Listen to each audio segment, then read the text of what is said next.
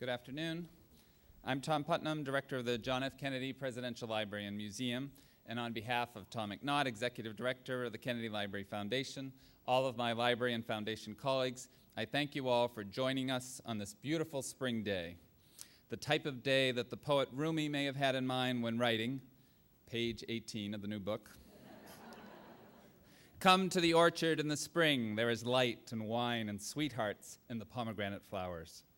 Let me begin by acknowledging the generous underwriters of the Kennedy Library Forums, including lead sponsor Bank of America, Boston Capital, the Lowell Institute, Raytheon, the Boston Foundation, and our media partners, the Boston Globe, WBUR, and NECN. Our time is short, and we want to leave time for all of you to get your book signed, but we're thrilled to have with us today Caroline Kennedy to introduce her new poetry anthology, She Walks in Beauty, A Woman's Journey Through Poems.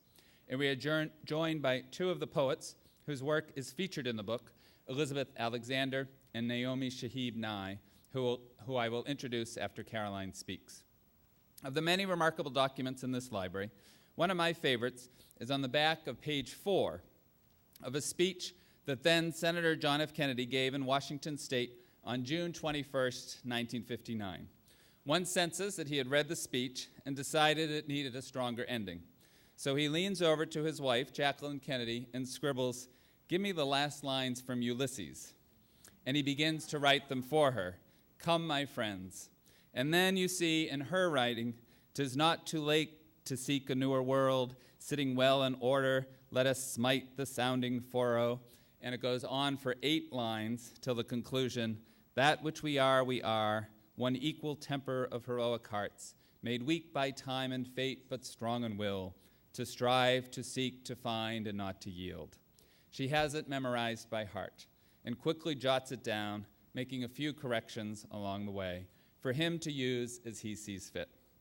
And then on the last page of the typewritten text, we see JFK's handwriting with a new conclusion that he has crafted for his address.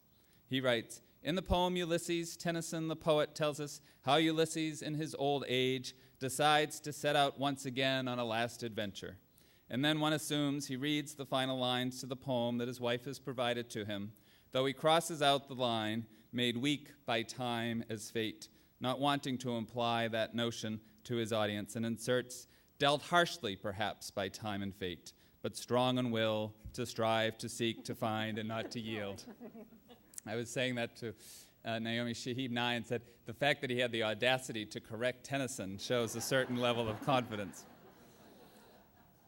The document is a testament to the partnership between John F. Kennedy and Jacqueline Kennedy, to their own appreciation of poetry and their belief in the power of words, all of which has been passed on to their daughter. And though we won't put her to the test and see how much Tennyson she can recite from memory, we are always honored to have her here at the Kennedy Library. Please join me in welcoming Caroline Kennedy. Oh.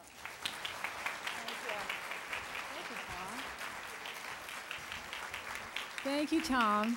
That was a wonderful introduction, and he hasn't shared that document with anyone else, but it's interesting and just that you did bring it up because that was, my mother started memorizing poetry with her grandfather, and she used to go and see him on Wednesday afternoons after dancing class, and they would memorize poems together.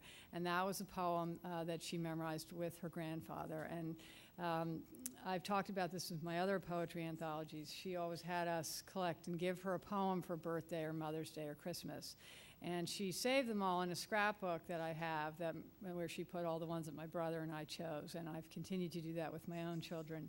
And Ulysses starts it out, and she wrote in the front, "This is a poem that I memorized with my grandfather." So it's really nice to bring that full circle because she is one of the main inspirations for this new book that I've put together called She Walks in Beauty, which is obviously the line from the famous poem by Lord Byron, who was a favorite of her and my father's because he was a man of action as well as a man of ideas and a great writer. And actually my father bought her a mirror that had once belonged to Lord Byron. So that's one of the reasons why I chose that title for the book, as well as the fact that I think all of us would like to be described that way. So, as walking in beauty, or we try.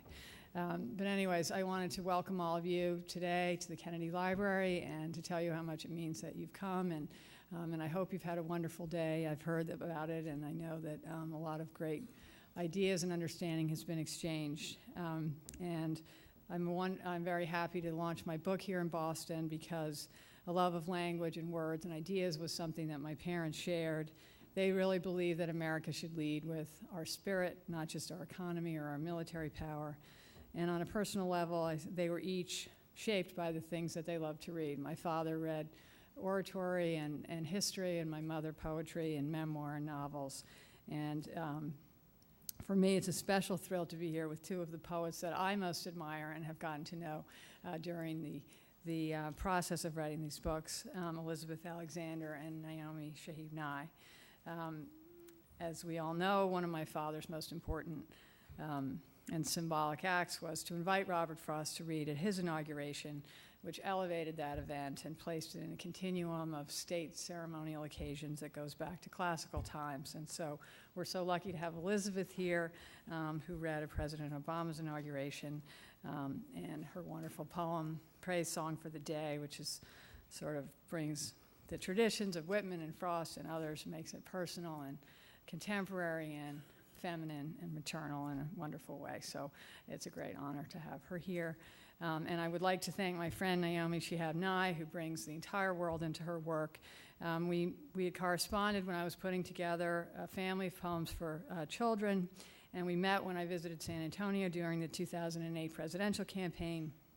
Since then, she has come to the Bronx, where I work at after-school program, and spent a day with his kids up there, and has continued to be a great friend and supporter. And when I was working on this book, I was having trouble with a couple of the sections, and I couldn't find poems about friendship. And I couldn't understand why poets didn't seem to have any friends, and that everyone else seemed to write and talk and chatter and share and talk about their friends and their female friends, and women are always talking about their friends. And except for, there was not one poem that I could find about poets having a friend. And so, anyway, I said, am I wrong, or am I missing something out here? Because could you help me? And so she was incredibly generous and reached out to her poetic friends. And it turns out that there are many, many wonderful poems about friendship between women, and many of them are in this book, and it's largely thanks to her. So I'm very grateful to you for helping me out. And one of the things she told the students the day she came up was that in a world of words and language, we can never really feel alone. And that really struck me, because many people think of poetry as a solitary art form, and it's one poet writing for one reader who's reading somewhere else.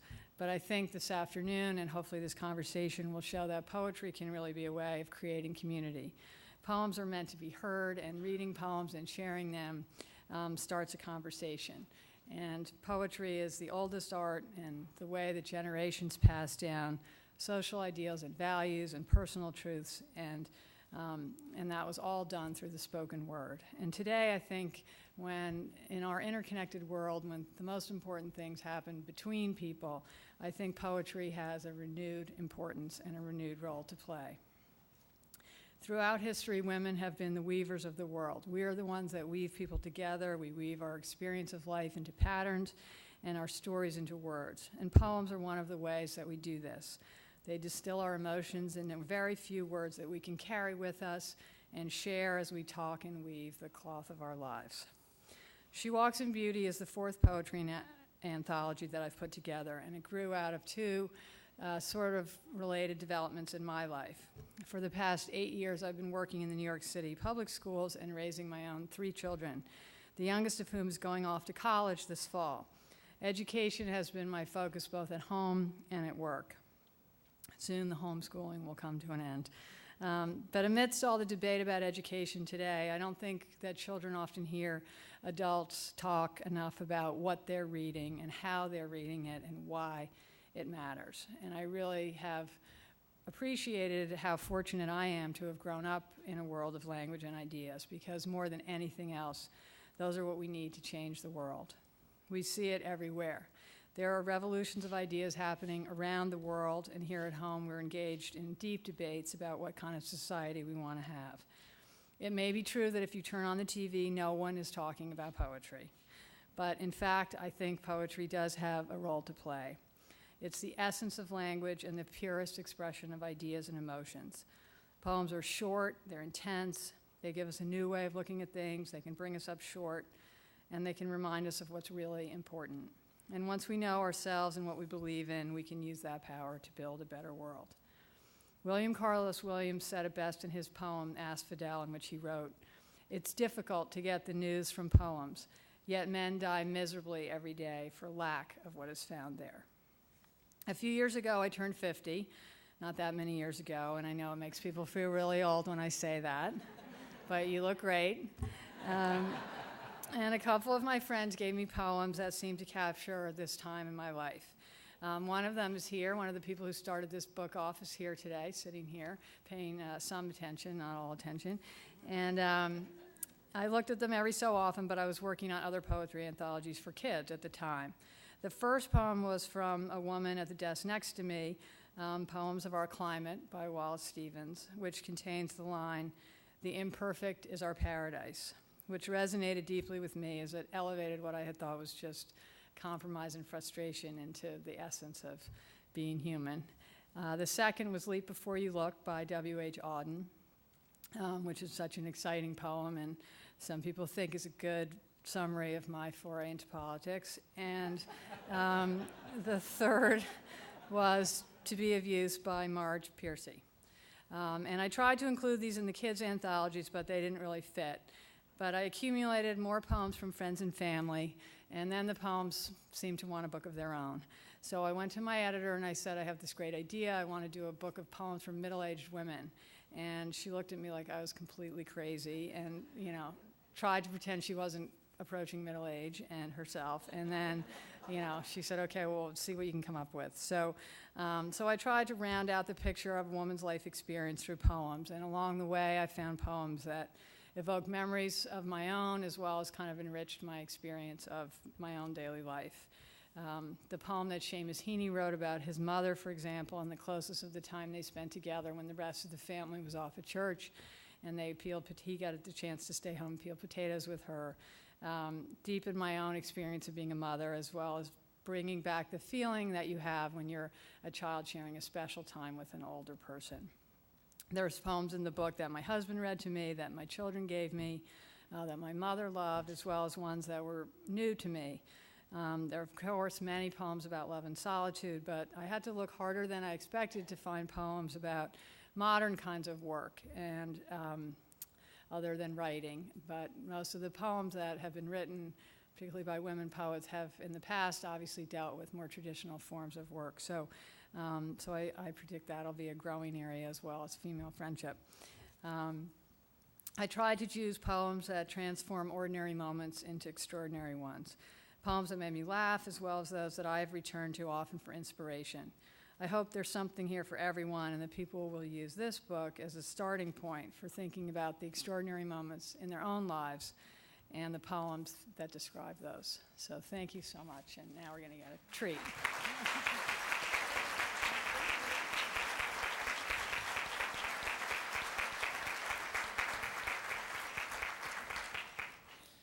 So just a couple of logistical matters before we hear from the two poets. So the book signing will follow immediately. It'll be out in this hallway. The book is on sale in our museum store, so you need to go to the store first to buy the book before you get in the line. And we're going to take some written questions after we hear from the poets, and my colleague Amy McDonald has index cards. So if you'd like to ask a question, just put it on that index card and she'll bring them up to me. I can't top the introductions that Caroline did to our two poets. So we'll hear from them in this order. First, Naomi Shahib Nye, and then Elizabeth Alexander. So, Naomi.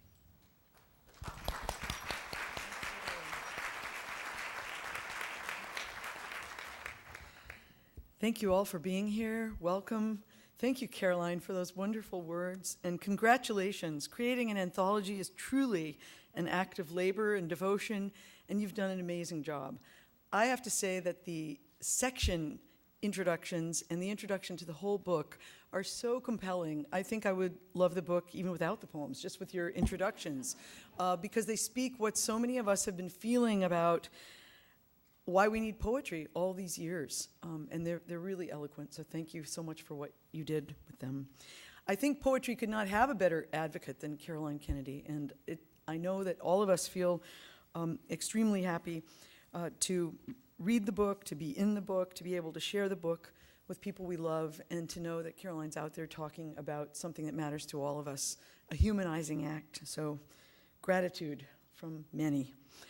I'd like to read two poems besides my own, one by a poet whose work I had never read. But the pleasure of an anthology is that it makes you want to go track down this poet. You have to be a detective to begin with to put a book together. And then as readers, we have the great pleasure of following up on finding more work by the person we've discovered in the book. So this is a poem by Mary Ursula Bethel called Time. I think I was attracted to it because every time a gardener comes to my house, he looks at my raggedy yard and says, "Long overdue." Established is a good word, much used in garden books. The plant, when established. Oh, become established, quickly, quickly, garden, for I am fugitive, I am very fugitive.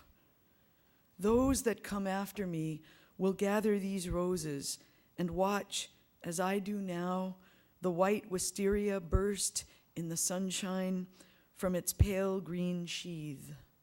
Planned, planted, established, then neglected, till at last the loiterer by the gate will wonder at the old, old cottage, the old wooden cottage, and say, "One might build here.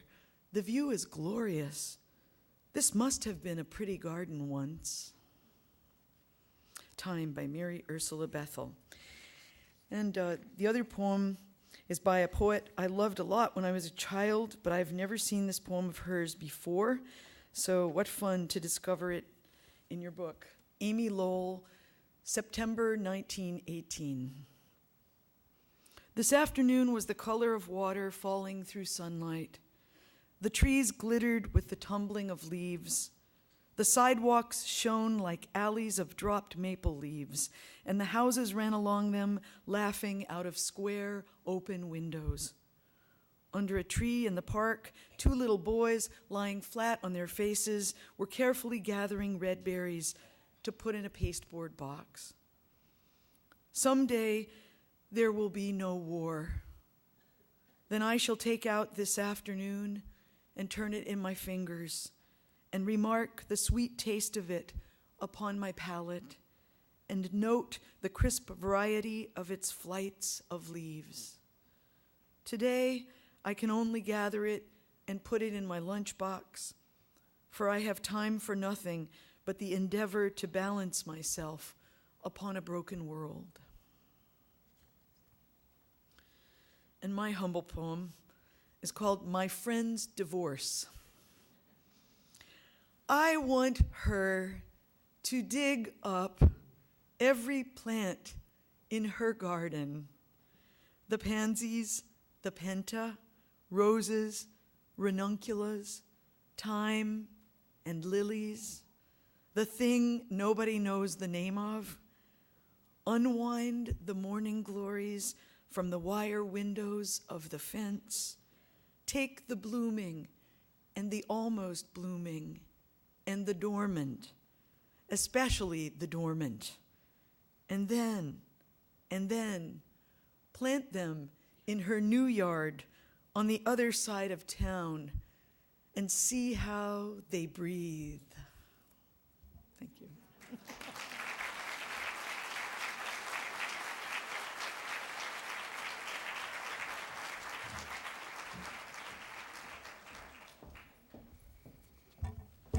Hello, everybody.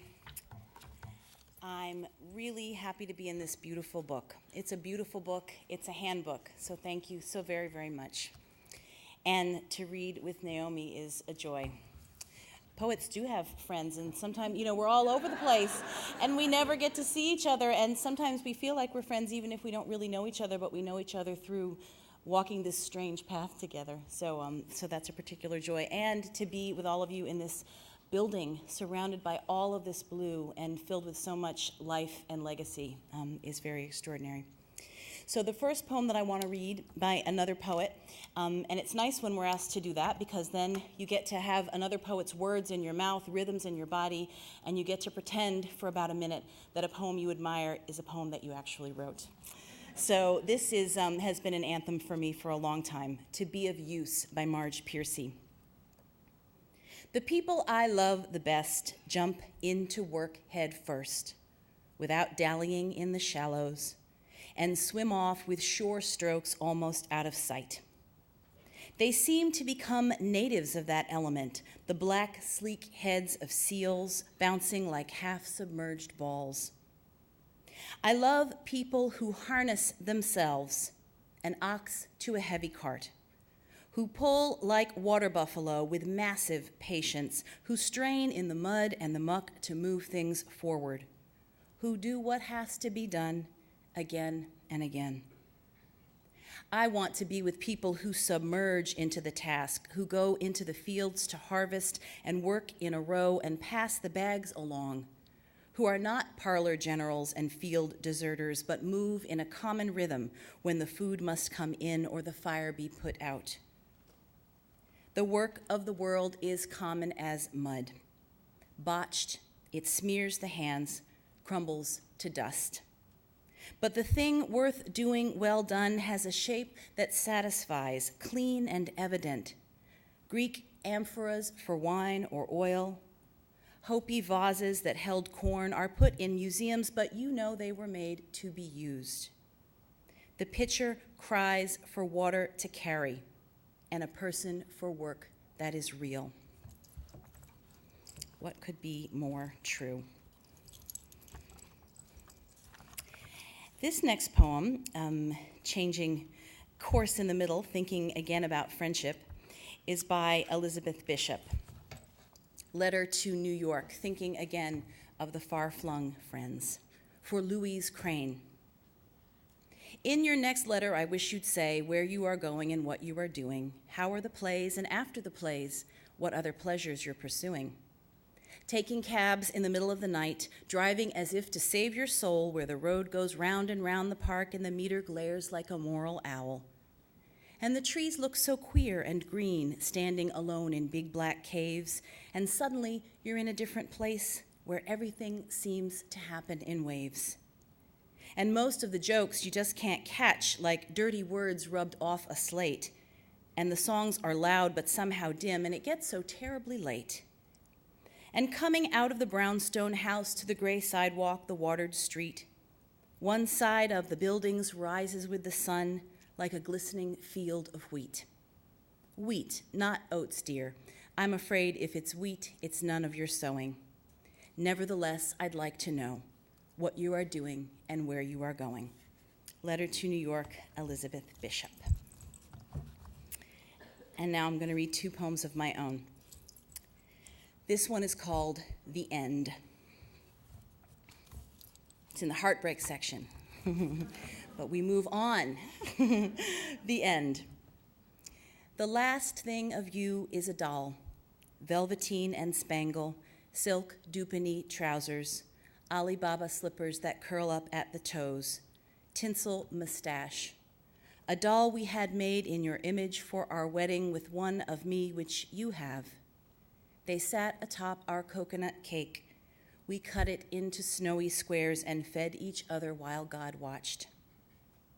All other things are gone now. The letters boxed, pajama-sized shirts bagged for Goodwill, odd utensils farmed to graduating students' first apartments, citrus zester, apple corer, rusting mandolin.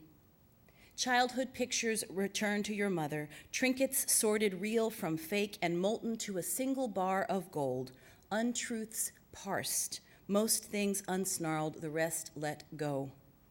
Save the doll, which I find in a closet, examine closely, then set into a hospitable tree, which I drive past daily for weeks and see it still there, in the rain, in the wind, fading in the sun. No one will take it, it will not blow away. In the rain, in the wind, it holds tight to its branch. Then, one day, it is gone. Thank you. And then, to end, this poem is called The Dream That I Told My Mother-in-Law. It is a funny title. It's not a funny poem. The Dream That I Told My Mother-in-Law. In the room almost filled with our bed, the small bedroom, the king-size bed, high up and on casters, so sometimes we would roll.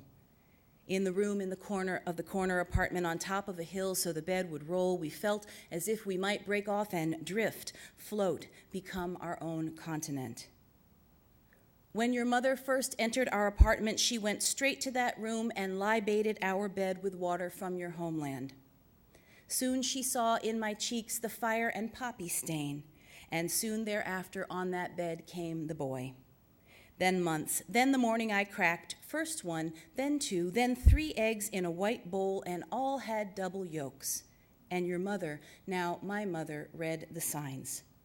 Signs everywhere, signs rampant, a season of signs and a vial of white dirt brought across 3 continents to the enormous white bed that rolled and now held 3 and soon held 4, 4 on the bed, 2 boys, 1 man, and me. Our mother reading all signs and blessing our bed filled with babies, blessing our bed through her frailty, blessing us and our bed, blessing us and our bed. She began to dream of childhood flowers, her long-gone parents. I told her my dream in a waiting room. A photographer photographed women, said her portraits revealed their truest selves. She snapped my picture, peeled back the paper, and there was my son's face, my first son, myself. Mama loved that dream, so I told it again.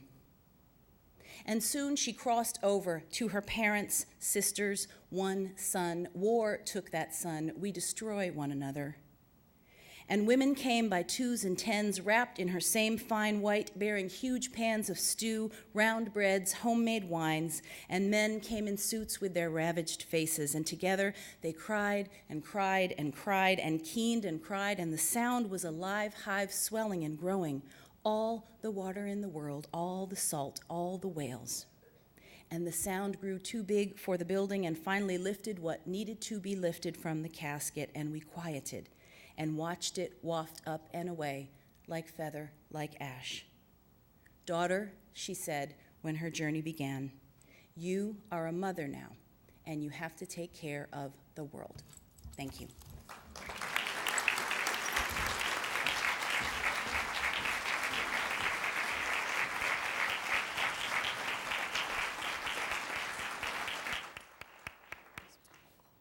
So Caroline, I thought I'd ask the first question to you. We'll do a few questions here before the book signing. And I agree with Naomi that the introduction to the book and each introduction to each... I was wondering why you were reading it. When you wrote me an email about how you were reading my introductions, I was like, why is he doing that? Now I realize. Okay, go ahead. And it's quite personal. We learn quite a bit about you. I remark a couple of things here, more ones that when you were in convent school, you were in love with your pony.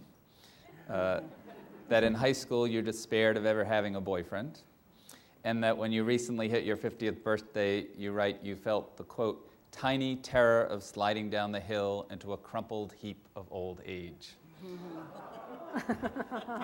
no. So I thought you alluded to this already, but can you tell us a little bit more about not just picking the poems, but picking the themes? Like, obviously, it was your decision to do the various themes that the... So what was that process like? How did you go through? Well, I start with the poems themselves, and then they kind of group themselves. And I'm always torn because I also could see a book that just, you didn't know what was coming next. But I think people, too many people are still intimidated by the idea of poetry. And so I think that hopefully the sort of broad headings are maybe a little bit of a guide, or break it down into a little bit of a more manageable thing. And people really often, I think, use or turn to poetry when they're looking or feeling something specific. So in that way, I think the sections are sort of roughly intended to follow sort of the major milestones of our lives, and whether that's growing up, growing old, or falling in love or breaking up or becoming a mother or, how to sort of live, sort of words of wisdom. So I think that they sort of organize themselves, and then there's a little bit of kind of juggling. Many poems could go in any section, so it's intended to be a pretty loose thing. And I'm interested in, you said there's some poems that were new to you. I mean, there's this whole universe of poetry. How did you discover those new poems? Did friends send Well, it's them to kind of you, the or? process that Naomi described, and obviously there were poems that people sent me that were new to me, and obviously I kind of grew up with a more traditional exposure to poetry, but then I would go looking for something in the section. There's a section called Beauty and Clothes and Things of This World, and a lot of the poems I probably wouldn't have paid all that much attention to, but when I knew that I was sort of got interested in that, there's a lot of great poems about sort of how you see yourself and how you present yourself, and as Naomi said, they are sort of one thing leads you to another, one poet leads you to more of their work, and so it's just kind of, that's actually for me is the fun part of the project, because it's kind of this never-ending search and with a little bit of a focus, so it's fun. So Naomi, it's interesting, I had prepared this question beforehand, and then the Amy Lowell poem the last lines of that are exactly the question I wanted to ask you, the last lines. For I have time for nothing but the endeavor to balance myself upon a broken world. And as Caroline alluded to, we had a conference here today for middle school teachers and librarians and educators, and Naomi was one of the speakers. And in the panel this morning, she stated that someone recently said to her that if she needed to compose herself, compose a poem, or if any of us need to compose ourselves to. And then you went on to say that sometimes when you're reading the paper or you see chaos around you, you have the inclination to write a line, because that really helps you in face of all the things that you can't fix. So I wondered if you could comment about the healing nature of poetry, and both in the poem you read. Thank you so much, Tom, for that beautiful question. And I think it's something that assails us all, that sense of the bigness of trouble and wanting to have something manageable in our hands. And I loved when you described poetry as an immediate, usually shorter than other genres, and very personal, intimate experience. Sometimes we need just to find a line, go find a line in someone else's poem, or find a line that we can pull together out of the air, or any line to hold on to. I think in this poem, the lines, someday there will be no war, followed by a few lines down, today I can only gather it, the sweetness of this day, and put it into my lunchbox. To me, it's the combination of those two lines being in this poem that make it a great handle, because it feels as if it connects to so many days we live now, although this is called September 1918. So there's that sense of timelessness and comfort and pause, and also a sense that we're not the first people to experience this. It's always seemed to me that poems don't have to solve things.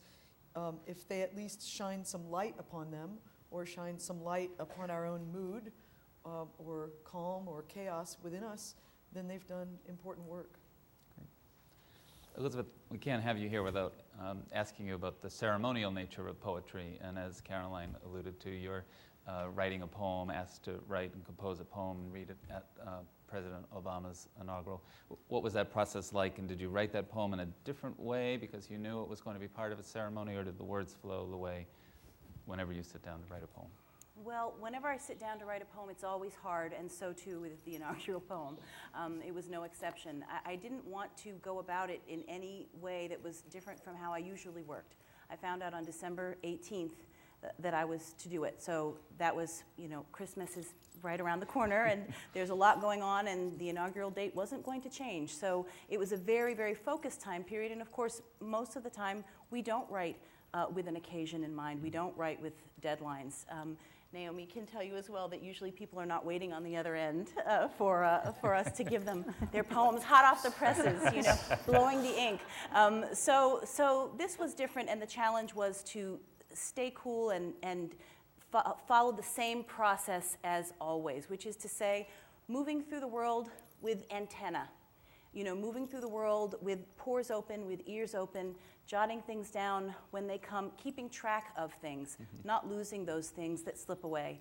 And then when enough scraps are gathered, to find some quiet time to sit and put them together. I did think, and I did read some of the poets who have written over the ages. I mean, of course, I went back through the inaugural poems, but there were other poets like Yeats, who was very important to look to. I looked at Heaney, I looked at Auden, I looked at poets who had a sense of moment.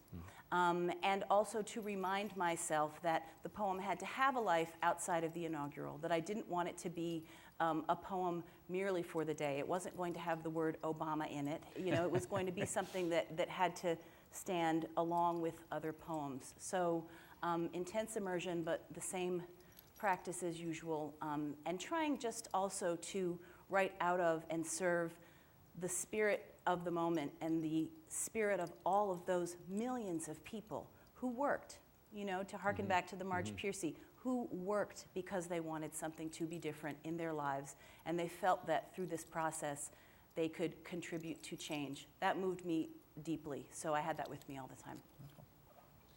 So a few questions from the audience, and we'll go to the book signing. So I'll paraphrase the first one, but it's essentially asking this question that it's called a women's journey through poems. Are these, in the conference we had this morning, there were authors who are sometimes put into these boxes of being multicultural authors. And are you put into a box sometimes that your poetry is more for women because you're women? How do we break out of those boxes? A general question about what are poems for women, to any of you? Well, one thing I would just like to say about this particular book is that you might be surprised at how many American poetry anthologies are actually quite segregated. And this book really, really, really is not. And that is a wonderful and unusual thing. Unfortunate that it's a bit unusual.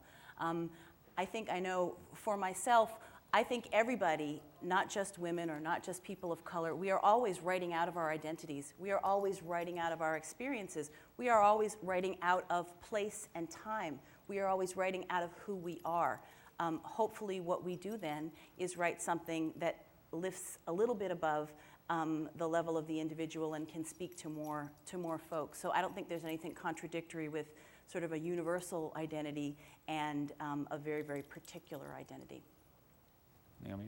I was exhilarated that this book contained so many poems by men. And I was embarrassed that it surprised me. And they're wonderful poems. So I don't mind being placed in niches, any kind of niche, because I think they're all connected. Great. Carolyn, you want to comment on that at all? Well, it started out, actually when I started out, I was embarrassed because there were more poems by men. And I was thinking, well, there's something really wrong with this. But of course, men worship women, so of course it's appropriate that they all be by men.